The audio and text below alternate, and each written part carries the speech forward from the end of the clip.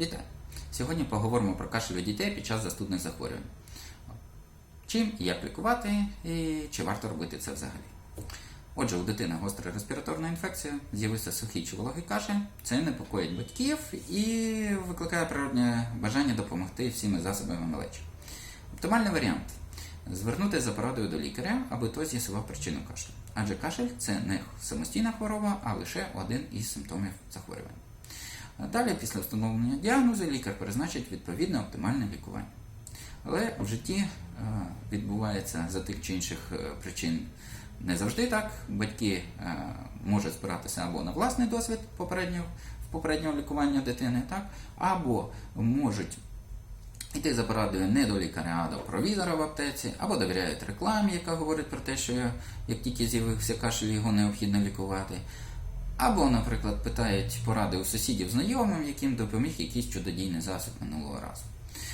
Ну і в певному відсотку випадків такі поради можуть бути слушними, але ж чи варто ризикувати здоров'ям власних дітей, тим паче, що лікування на осліп без встановлення діагнозу може призвести до суттєвих ускладнень. Ті самі засоби при вологому кашлі – це не просто якісь такі солоденькі сиропчики.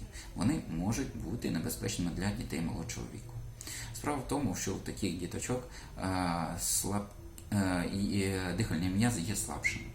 І при дачі відкаркувальних засобів мокрота, яка може утворюватися в бронхах і легенях у надмірній кількості, буде погано виходити назовні.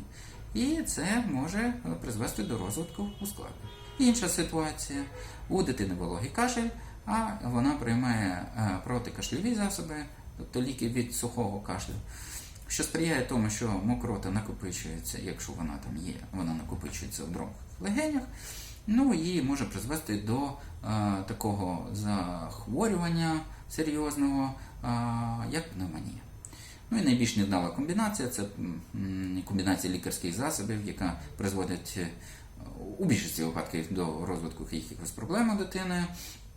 Це одночасне використання і протикашльових засобів, і засобів відхаркувальних.